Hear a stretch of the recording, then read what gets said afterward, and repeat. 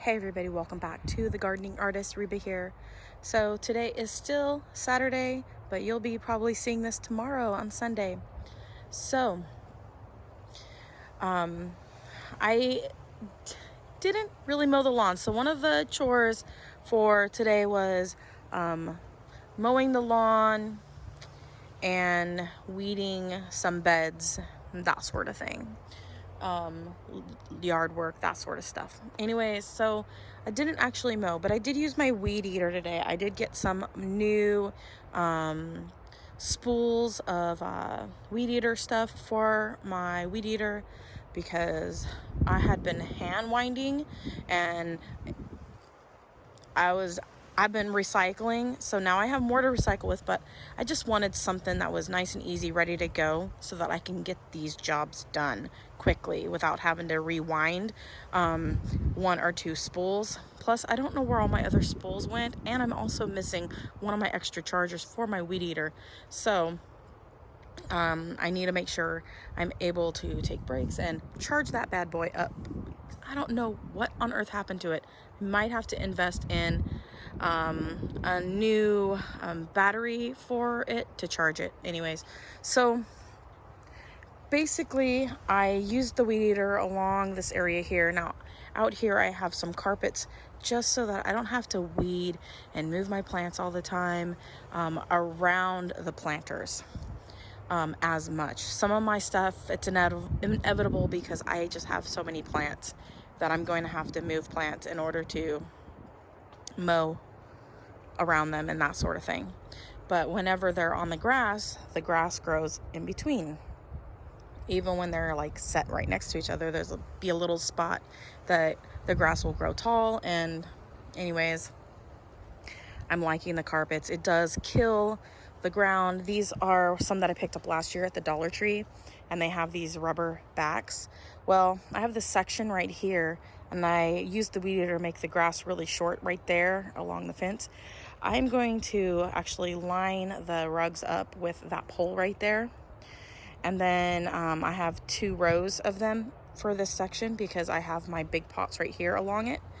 And yeah, so I am thinking I might end up moving everything eventually, possibly, and putting I don't know if I want to put those over. If I put these over there, okay, I'm rethinking this as I'm talking. I'm not going to move these again. I told my husband I'm not going to move them again. We're not going to move those again. We're leaving these Keter containers right where they are. I'm not moving them again. Whew. Anyways, if I was thinking though, just now, if I moved them over here, then my cat would be able to jump onto the fence, top of the fence easier. And right now he's not really doing that with these shorter ones. So we're just going to leave it the way it is. So basically what I need to do is I need to move the plants out this way onto the grass for a few minutes. And I need to shift all these rugs down to line up with that pole down there.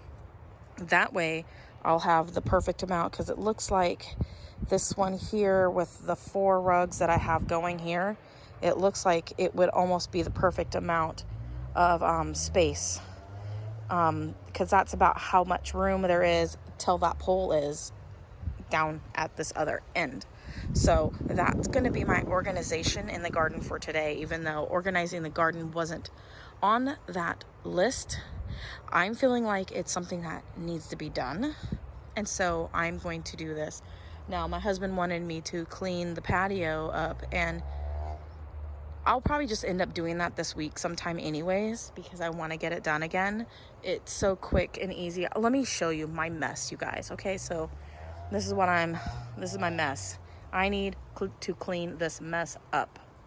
I've got my art table out here. I got some sweet potatoes that started growing, runners and that sort of thing. So this is my mess. I need to clean it up. It is, looking pretty bad. So I need to clean up this section here and organize my little plant stand there and put things away. I need to go through those totes that are back there. I need to throw some stuff away into the garbage. I need to take some stuff and donate it, because if I've not gotten to it in all these years, I need to get rid of it. Also, while I'm standing here, there are these little guys right here on my hummingbird feeder. You see that yellow jacket right there? You see him?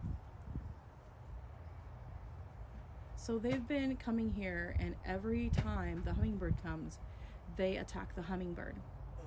Well, they know that this thing is here, so that's why they're here getting their sugar water. And I created some of these little traps today, and I'm hoping they'll work. And I don't know if they're going to, but I added some jelly and some sugar and some water and a tiny bit of dish soap to it. I've got one on this side of the garden, one on the other side, and I don't know if it's gonna work, but I figured I'd give it a shot. Basically, I just cut the top of this bottle off from like a water that I had, and then I flipped it, and then I taped it, and then I poked some holes on either side, and then I poured the solution into it. So I've got one here, and I got one on the other side of the garden. So I'm hoping that it'll attract the wasps, because my garden is full of wasps. And apparently, according to my blood work, I'm allergic to wasps' venom.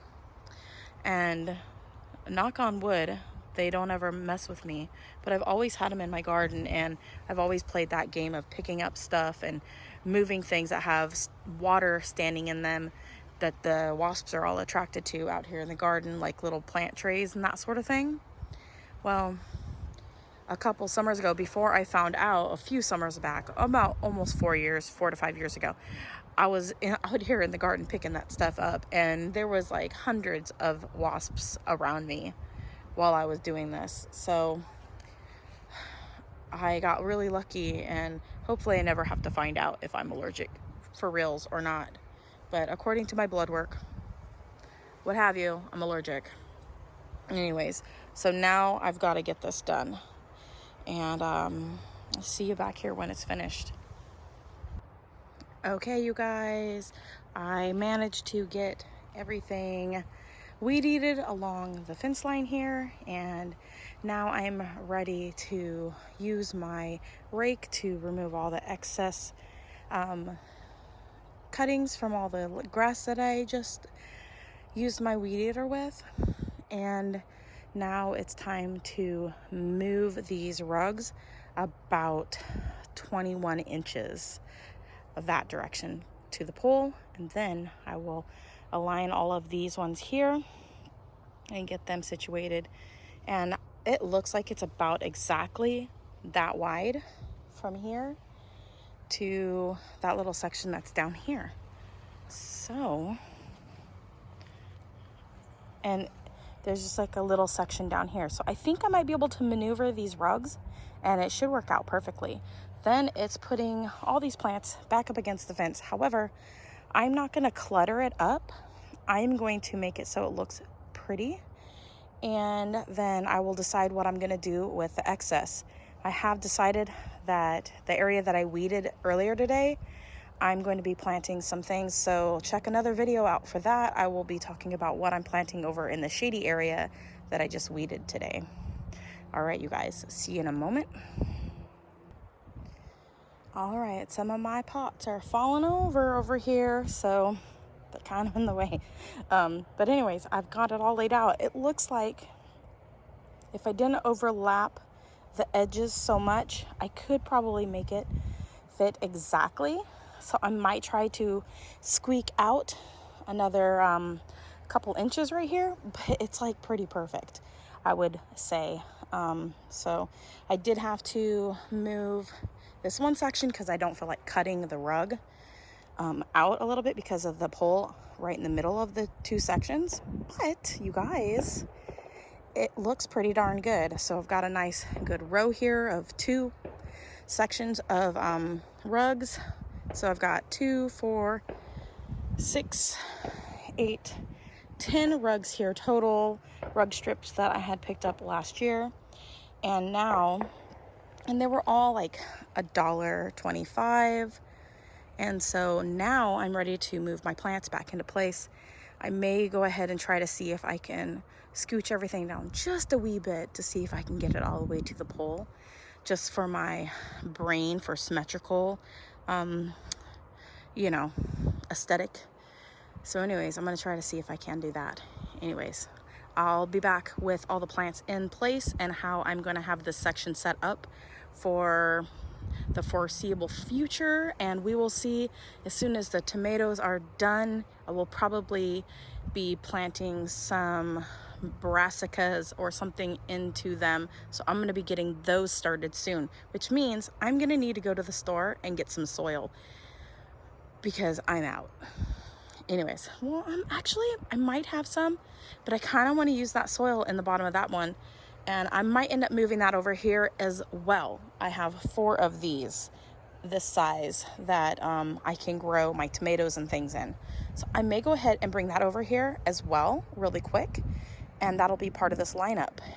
But I will be needing some more soil because that is only about as full as these, and I want to top them with some coconut coir and then add some like fertilizer into them, which I have fertilizer type stuff. So I'll be just using what I have for now. Anyways, see you in a second. Okay, you guys, so I'm pocket recording now, apparently. I'm gonna have to go back through and possibly edit and or delete some footage. Anyways, I have now gotten the pots all situated. I've got all 4 of the big pots along there that I can grow my tomatoes in during the summertime. In my region, the cherry tomatoes tend to do the best. I'm experimenting again this year with some larger varieties, but they're not doing much. I've harvested a couple of the yellow tomatoes off of this one. I think they're Sun Gold or something like that. They're pretty good. They're all right. I've had better. But it might not be Sun Gold, it might be a different variety. But anyways, I have them situated how I want it for this evening. I do have a lineup of plants right here in front of my keter right here. I'm going to be dispersing these along the gaps here. And I kind of want to keep this space here free for like if I must put plants there, because I want to be able to harvest easily. And I really like having a place for my cats to lay down. So they really like, well, I say my cats, we only have 1 cat. That other little one that you guys keep seeing in the video, that's Moo. That's our neighbor's cat. She thinks she lives here too. Anyways, she's super demanding and likes lots and lots of loves, and yeah, she wants to be held all the time. And she's pregnant from the neighborhood feral cats. Our cat is fixed, so our cat did not get her pregnant, but she's expecting. We'll see if her pregnancy holds out, but she's pretty darn young, so we'll see what happens. Anyways, so now I've got this all situated here. I'm a little bit out of breath. Also, my husband and I noticed a couple of my tomato plants were missing their fruit. They're just gone, just completely gone. They had started forming, but they're all gone. There's a little blossom here, but everything's gone. And I was trying to figure out what possibly could be doing this. And then because I moved everything, you guys, I'm able to see things. And this is the beautiful thing about rearranging your garden, is you get to see stuff that you didn't know was there. You see that little yellow dot right there? That's a snail. I used to think that snails had to, I'm gonna knock it down, that snails used to have to find a shell, because I just didn't read up about it and I didn't know. But I used to think that snails had to find a shell and swap it out when they got bigger. Apparently, they're born with the ability to create their own shells, and then they just continue making shell with the calcium that they get from somewhere, probably in the earth or whatever. But anyways, I'm gonna move this little snail and take a look at it. I'm gonna have to remove it from my garden, but it likes my garden. But I think it might be the culprit to my stuff disappearing. Let's see if I can zoom in on it. But yeah, I think I've seen this shell before. I've seen a yellow snail, but much smaller in the past. But anyways, yeah, it's alive. It's just hiding. Anyways, that's what I've gotten done so far, you guys. Need to even out the carpet here a little bit, but putting pots and stuff here will help with that. Plus there's grass underneath, so that might be part of the problem. Anyways, it turned out pretty nice, you guys, and I got this part done and organized. And then tomorrow I will put some more plants up along the edge. And I know there were some plants that were mixed in with all of that I was actually planning on decluttering and letting go of. So I may go ahead and do like a group listing and just get rid of them all at once. So anyways, you guys, thanks for watching. Love what you grow. Grow what you love and love what you grow. Anyways, I'm tired. I got to get off of here. I think it's almost time to switch that load of laundry over into the dryer. And I am loving the semi overcast that we are having right now. We are having some of the clouds have already passed over, but we did have a lot of overcast a little bit ago, and I am here for it. It was such a warm day, and there's a lot of clouds coming in too a little bit, so hopefully tomorrow won't be too hot either. But I haven't gotten the lawn completely mowed. I did mow this section the other day, but it's already gotten taller again.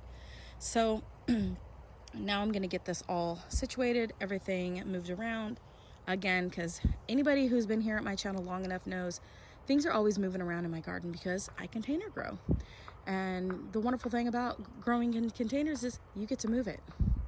So they're kind of like, you know, Tigger. The wonderful thing about Tigger, well, the wonderful thing about containers, you get to move them. Anyways, you guys, thanks for watching. Comment, like, subscribe, click that bell button. As always, do all the things. Love what you grow what you love, grow what you love what you grow, something like that. Anyways, see you later. God bless. Bye.